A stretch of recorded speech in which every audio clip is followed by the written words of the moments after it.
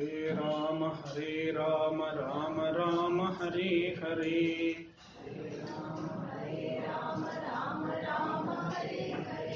Hare Krishna, Krishna Krishna, Hare Hare.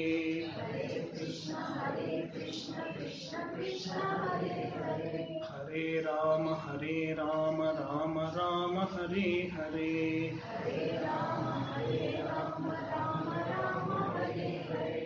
Hare Krishna, Krishna Krishna, Hare Hare.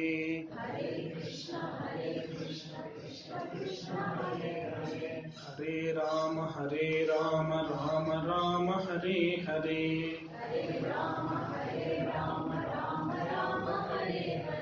Hare Krishna, Krishna Krishna, Hare Hare.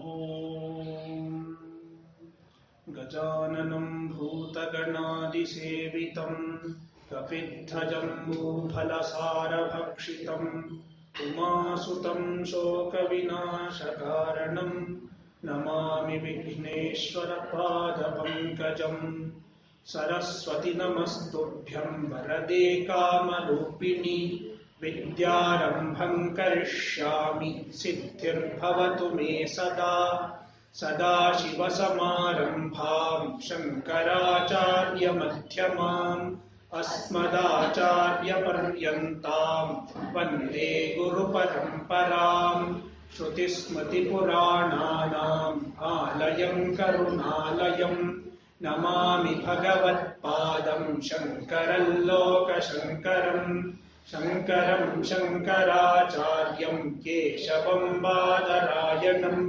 Sutra Bhashya Kritau Vande Bhagavantau Punah Punah Ishvaro Gururatmeti Murti Bheda Vibhagine Vyoma Vadvyapta Dehaya Dakshinamurtaye Namaha.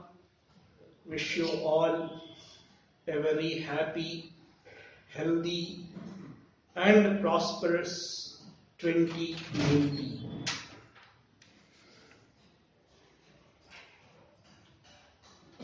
This is a day for introspection.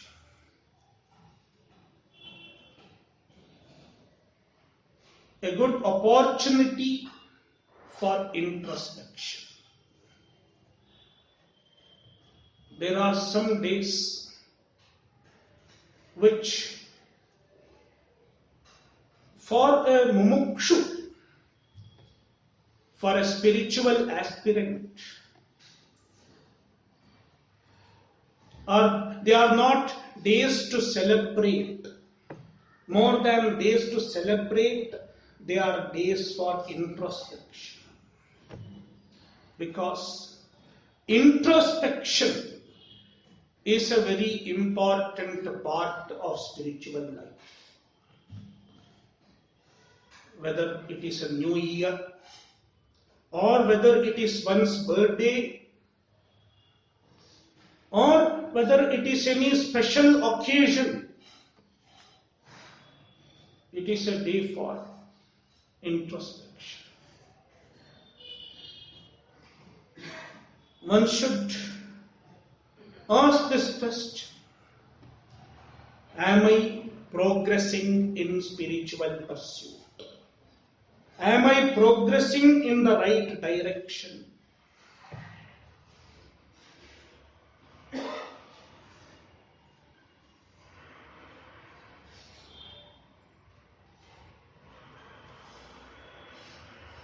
Human growth. Human beings have a natural inclination to grow. Nobody is happy without growing. There are different direct dimensions of human growth. We grow in various dimensions: vertical, horizontal, means physical growth, intellectual growth, financial growth, and so on. Similarly, there is another type of growth, another dimension of growth, spiritual growth, spiritual development, spiritual maturity, which is the most important dimension of growth, because it is spiritual growth which gives permanent happiness. Any other type of growth is meaningless without spiritual growth.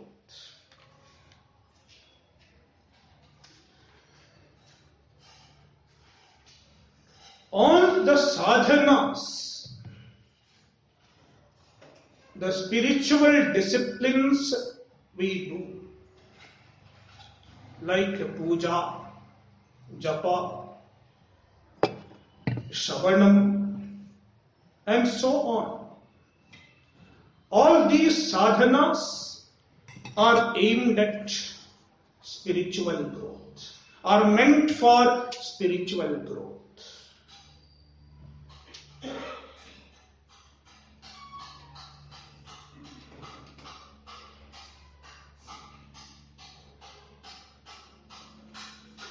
A few days back, somebody asked me, is it necessary for everyone to do sadhana? Is it necessary for everyone to do spiritual disciplines?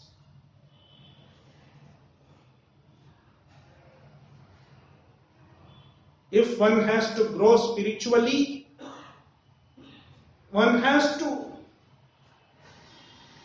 follow the spiritual disciplines, practice the spiritual disciplines. Whether everyone should do sadhana or not, this is like asking whether everyone should go to school or not. For intellectual growth, going to school is necessary.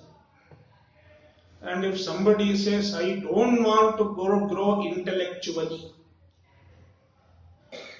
he need not go to school. There are many people who don't go to school at all.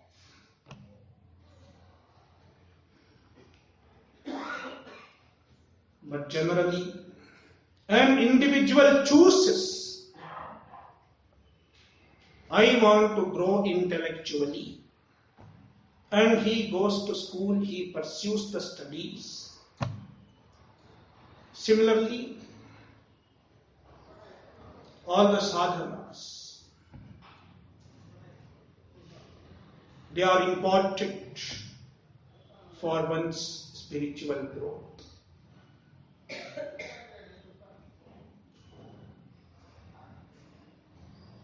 And then somebody asked me,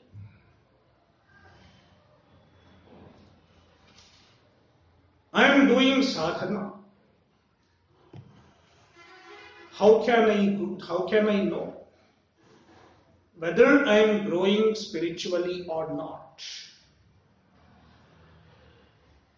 Whether I am growing in the right direction or not?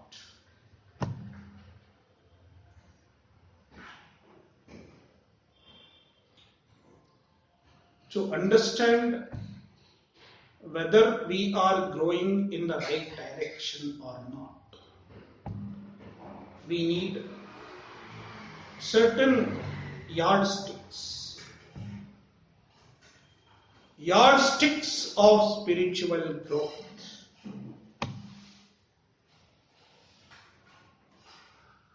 Certain indications of spiritual growth, certain qualities which are symptoms of signs of spiritual maturity.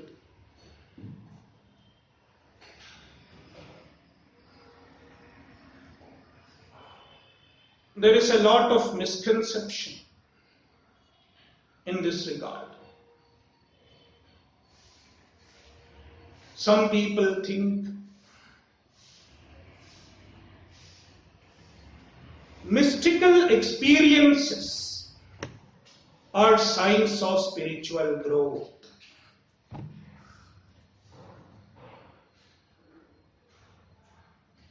There are some people who report, I saw a light during meditation. I remembered my previous birth in meditation.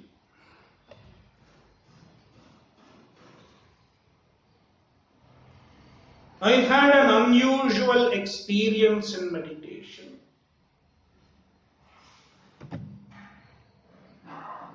Some people think these are signs of spiritual growth.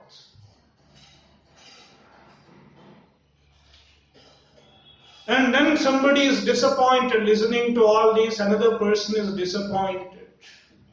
I am not getting any such experiences.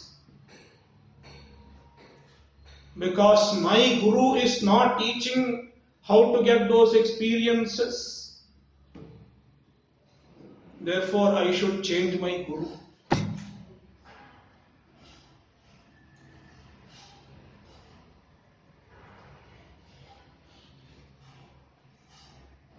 The spiritual experiences, the mystical experiences are not indications of spiritual growth.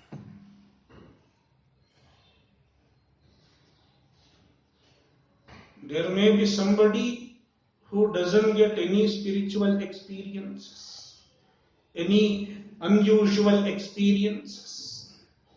He may not be seeing any visions. He may not be remembering his past life. But that doesn't mean he is not growing spiritually. Whereas the other person who is getting many supernatural experiences, he may not be growing at all. Therefore, mystical experiences are not indications of spiritual growth. Then somebody says, one should get supernatural powers, occult powers, siddhis. Siddhis are indications of spiritual growth. If I can read others' minds, I am a spiritually mature person. I am a spiritually great person. If I can do miracles, I am great. This is another misconception. The Shastras clearly say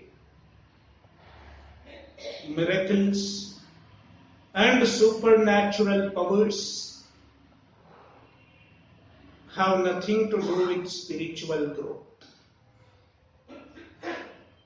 Instead, they are hurdles, distractions in spiritual pursuit. Therefore, do not go after the mystical experiences or supernatural powers.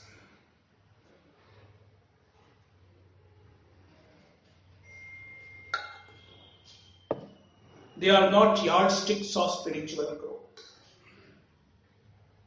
This is a very popular misconception.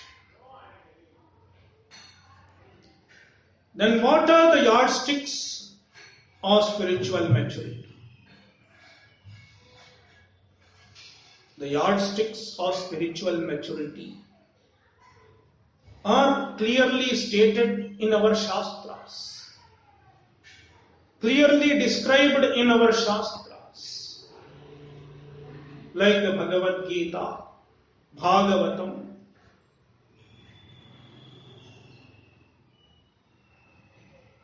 Bhagavad Gita describes the qualities of a jnani, the characteristics of a jnani. A jnani is a person, an individual who has a reasonably good amount of spiritual maturity, who has accomplished a good extent of spiritual maturity.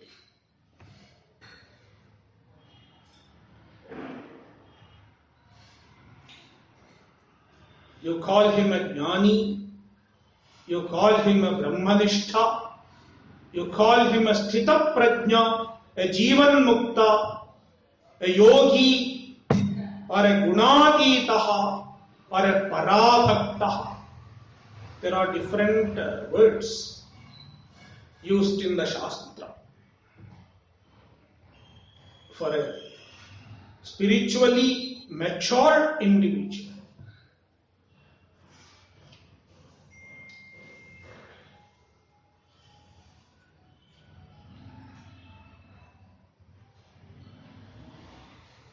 And Bhagavad Gita describes the qualities of a jnani. Now somebody may ask, what is the purpose of describing these qualities?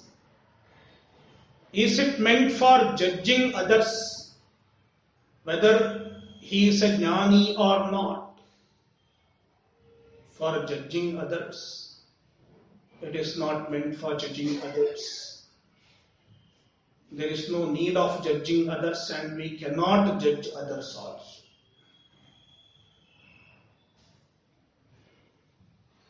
If we try to judge others, most often we end up making mistakes.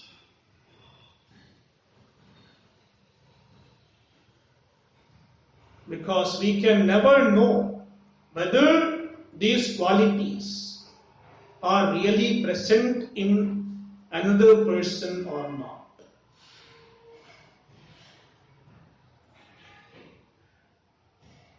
Therefore, the description of the qualities of a jnani are not meant for judging whether the other person is a jnani or not. Is it for judging ourselves? It is not meant for judging ourselves also.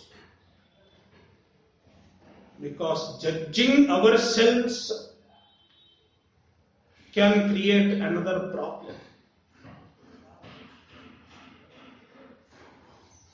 Either we may say, I don't have any of these qualities, and therefore I am not good enough.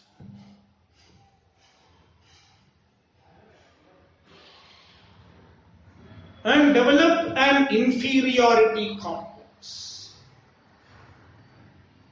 I am not good enough.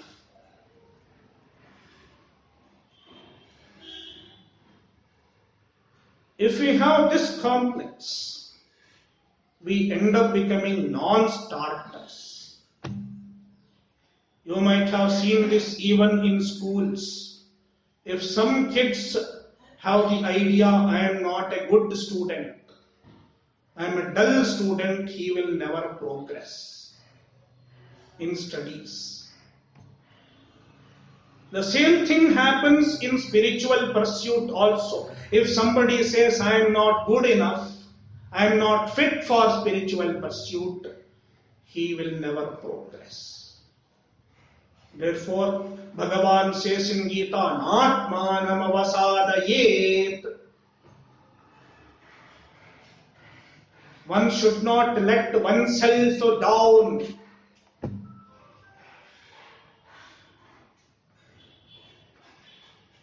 Therefore, I am not good is also a not proper attitude.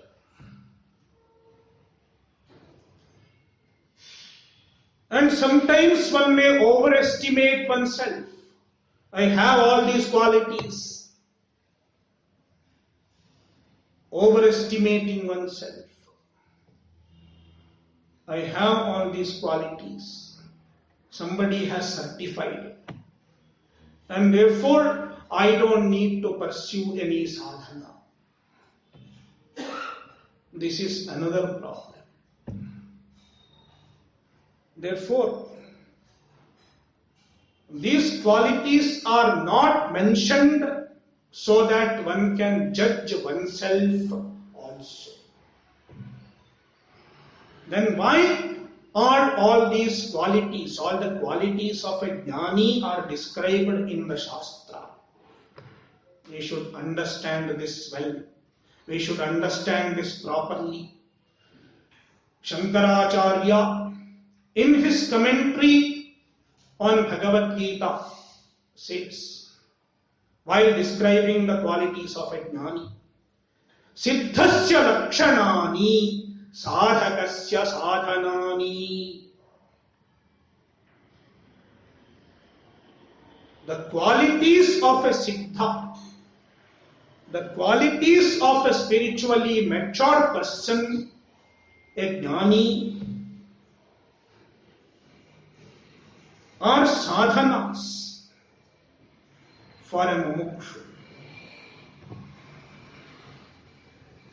A mumukshu is expected to cultivate those qualities with effort. Shankaracharya says, all these qualities are yatna sadhyani. They are yatna sadhya. They have to be cultivated with effort. All the characteristics of a jnani which are mentioned in Bhagavad Gita need to be cultivated with effort.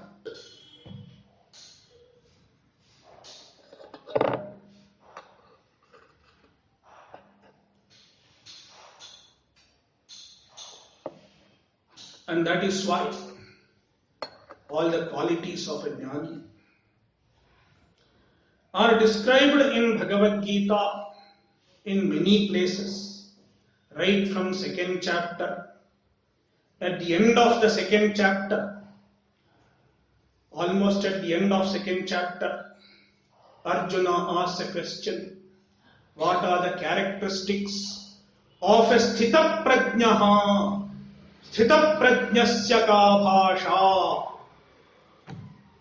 samadhisthasya keshava sthitadhi kim prabhasheta kimasita vrajeta kim.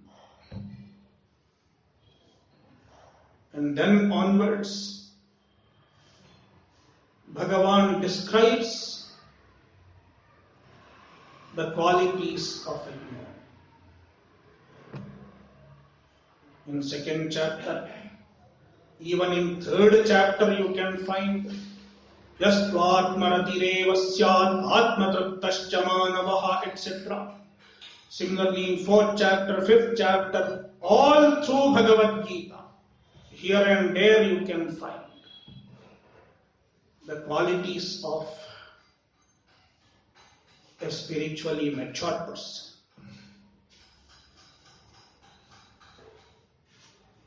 When these qualities are present in ourselves, when we are growing in these qualities, we can say we are growing in the right direction.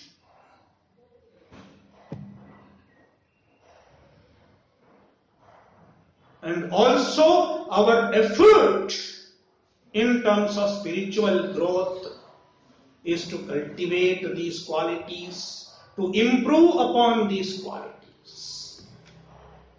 Now, what are those qualities? I didn't say. There are many such qualities. I cannot enumerate all of them here. Therefore, I suggest you to refer to Bhagavad Gita. Bhagavad Gita Kinchidachita. Study Bhagavad Gita every day. And one can keep reminding oneself of what one is supposed to do. Some of those qualities which are most important, most principal qualities of a jnani, we will discuss today.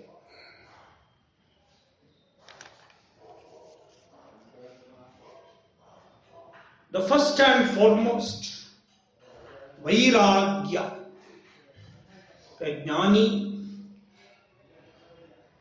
has Vairagya.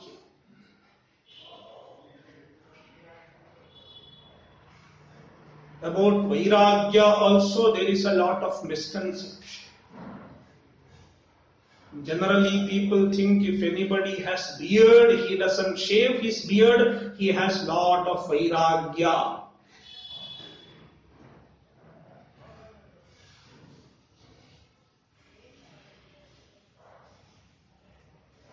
Growing beard is not an indication of Vairagya.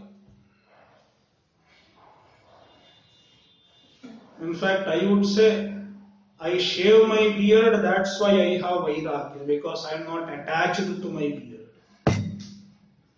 I can justify myself.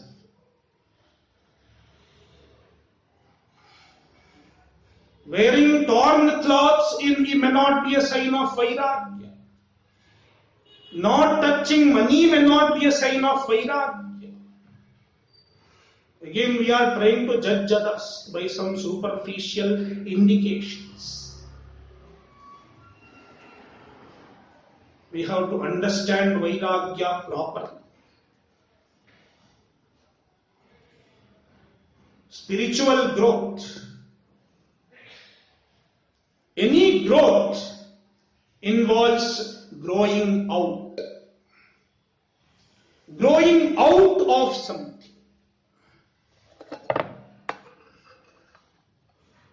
Let me explain this with an example.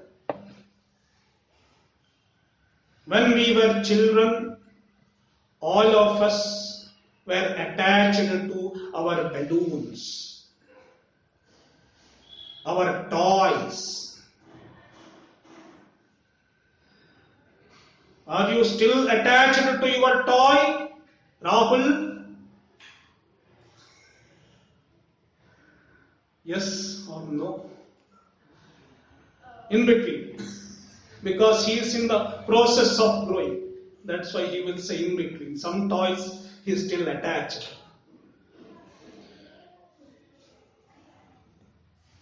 So, a child grows out of its toys, its attachment to the toys as it grows. When we were children, we were attached to our balloon, but as we grew, we also grew out of our attachment to the balloon.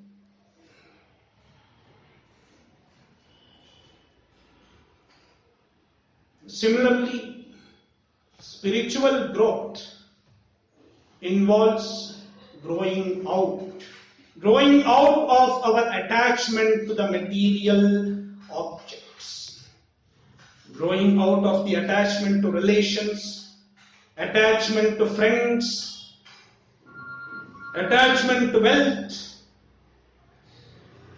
attachment to social status, and also attachment to our own body and our own mind.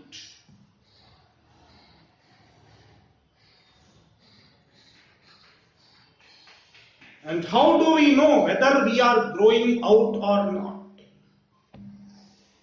whether we are growing out of the attachment or not. The indication of growing out is that you are not afraid of losing it. If somebody takes away a child's balloon, or the child's balloon is burst, it cries. But when the same child becomes older, even if somebody gives it a balloon and the balloon is burst, it doesn't cry.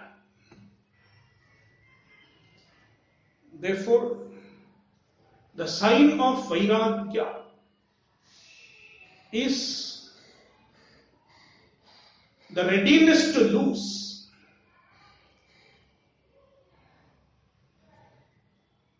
All our possessions, relations, and so on. It doesn't mean you have to deliberately lose it.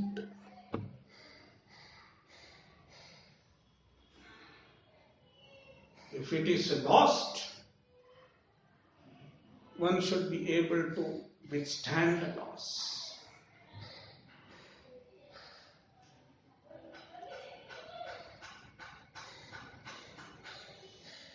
And another quality is also beautifully described in Bhagavad Gita.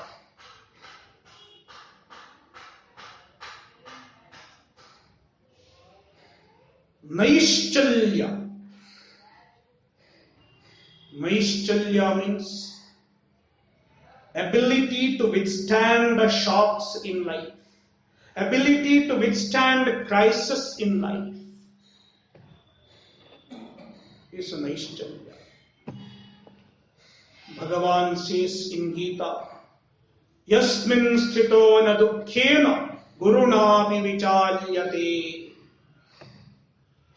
dukkheshvanudvigna manaha.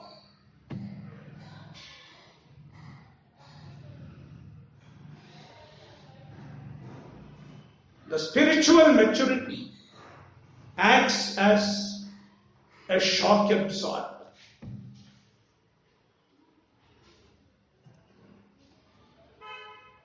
Suppose you are driving on a road without a shock absorber, thinking the road is smooth, I don't need shock absorber.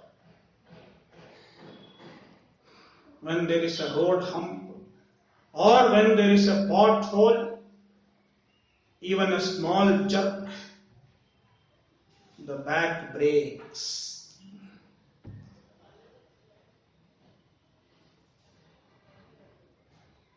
But when there is shock absorber, even if there is a road hump, even if there is a pothole, there may be some amount of shaking. There will be a jolt.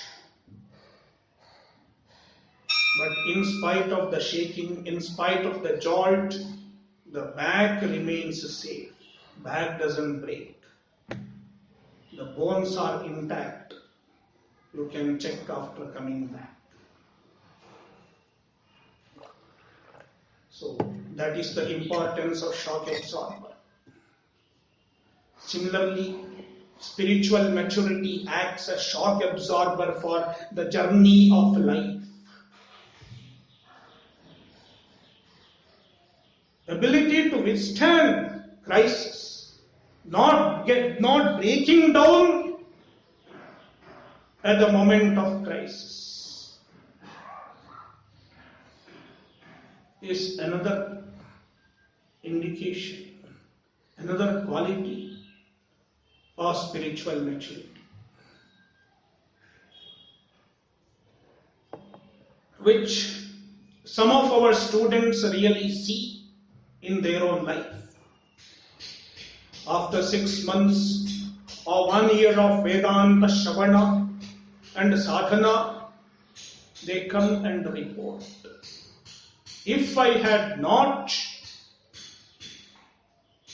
been spiritually inclined, if I had not attended the Vedanta classes, I wouldn't have been able to withstand crisis in my life so successfully. Some people say this.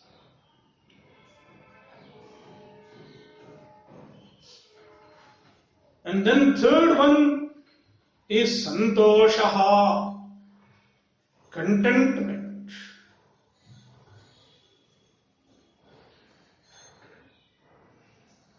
Contentment means not seeking happiness outside, being happy with oneself.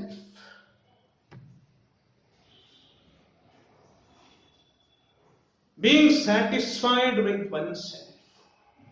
Bhagavan says in second chapter, Atmanyevatmana tushtaha. One who is tushtaha, who is happy, who is satisfied, content in himself and by himself.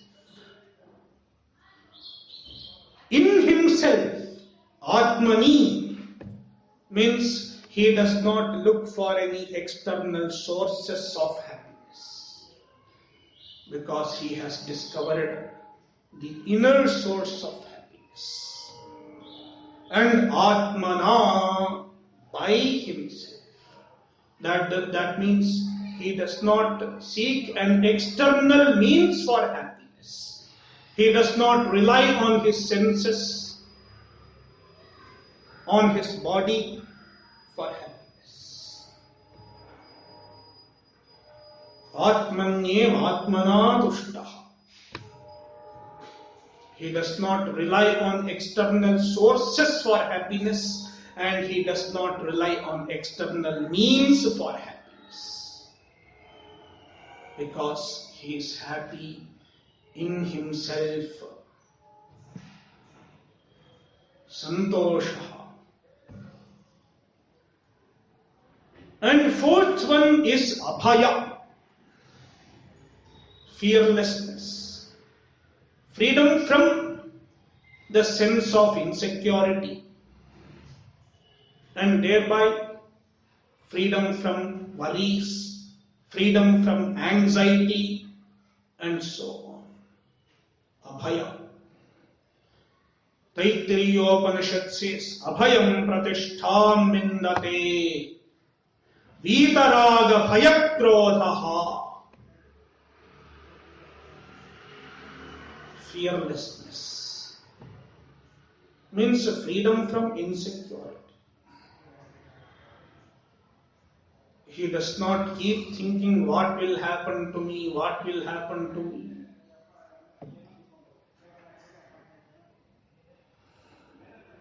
Because he knows there is a Ishvara to take care. Yogakshemam vahamya.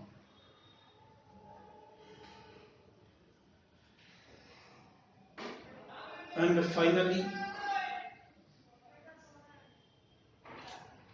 there is a very important quality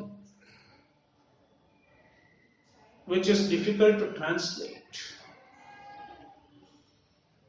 but beautifully expressed in Bhagavad Gita. 5th chapter. Sarvabhuta hite rataha. A jnani is engaged in the good of all beings. A jnani is a well-wisher of all beings, and he is actively engaged in the good of all beings. Rata means actively engaged in the hita. Hita means well-being, good, benefit of all beings. Sarvabhuta. Sarvabhuta hite rataha. This one expression includes all noble qualities like love, unconditional compassion, unconditional generosity, non-violence, magnanimity, and so on. We need not say separate. Bhagavan says one word, Sarvabhuta hite rataha. Now somebody may ask a question, especially those who have read the article I wrote a few days back.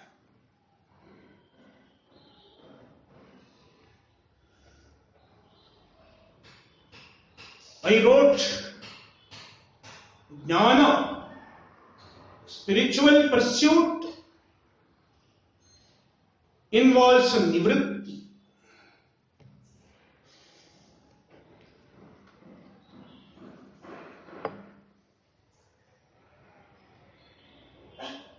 And Bhagavan also talks about nivritti. There is a statement in Bhagavad Gita, 5th chapter, 3rd chapter, about a jnani. Tasya karyam na vidyate. A jnani doesn't have anything to do. Freedom from all activities. There is nothing to do, no work to do.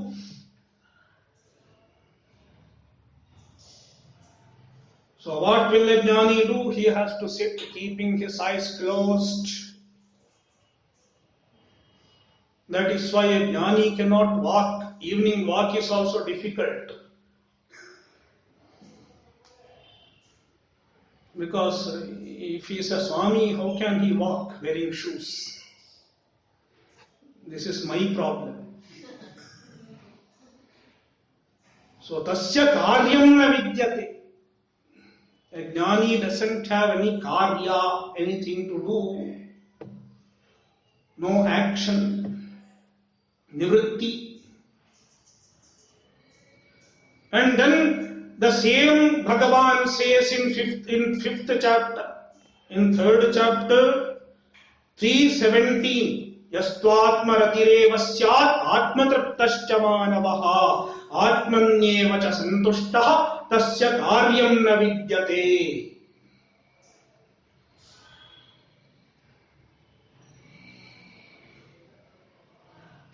Talks about nivritti of a jnani. Whereas in 5th chapter Bhagavan says Sarvabhuta hite rataha. He is actively engaged for the benefit of all beings. 5th chapter, I think 25th shloka. Sarvabhuta hite rataha.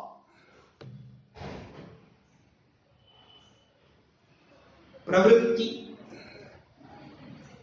So the same jnani, about the same jnani, pravritti is stated somewhere as well as nivritti is stated somewhere else. We have to understand this properly.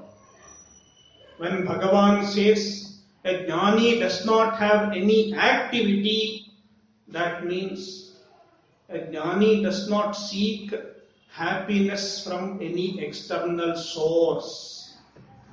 And since he does not seek happiness from external sources, external objects, he does not have to work for his own happiness, his own completeness. A jnani does not have to seek completeness through any action.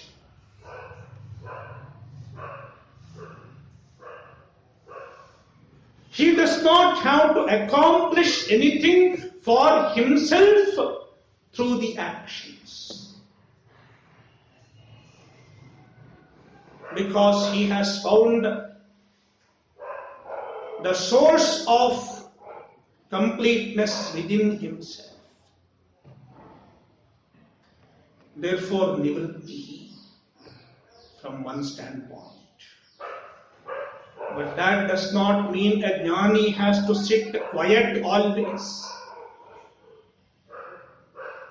Sarvabhuta hite rataha loka sangrahamevapi sampashyan kartumarhasi pravritti.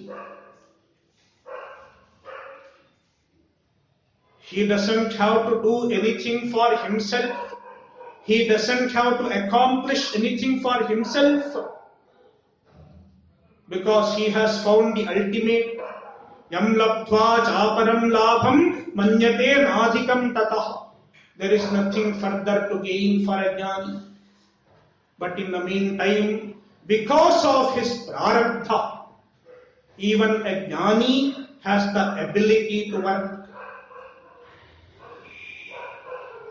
And therefore, a jnani works for the good of others, for the benefit of the world,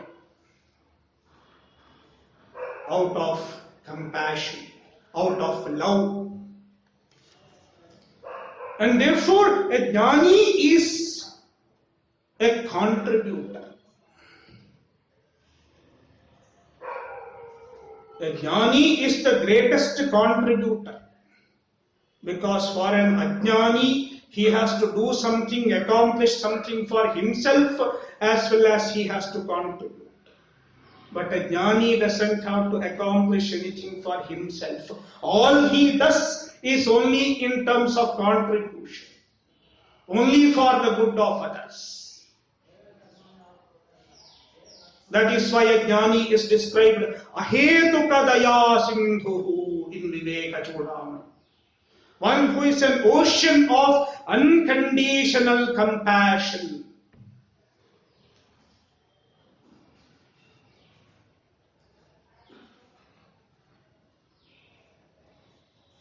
Therefore, a jnani is an unconditional contributor. And therefore, one who wants to become a jnani, one who wants to accomplish spiritual maturity, also should develop the attitude of contributor. Attitude of dana. I call it attitude of contributor. Attitude of dana, because contribution does not mean just giving some money or some food. It should come from proper attitude. Shraddhaya deyam. There should be proper attitude. That is when one becomes a wholehearted, generous contributor.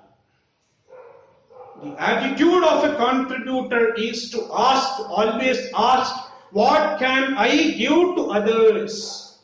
Instead of asking, what can I get from others?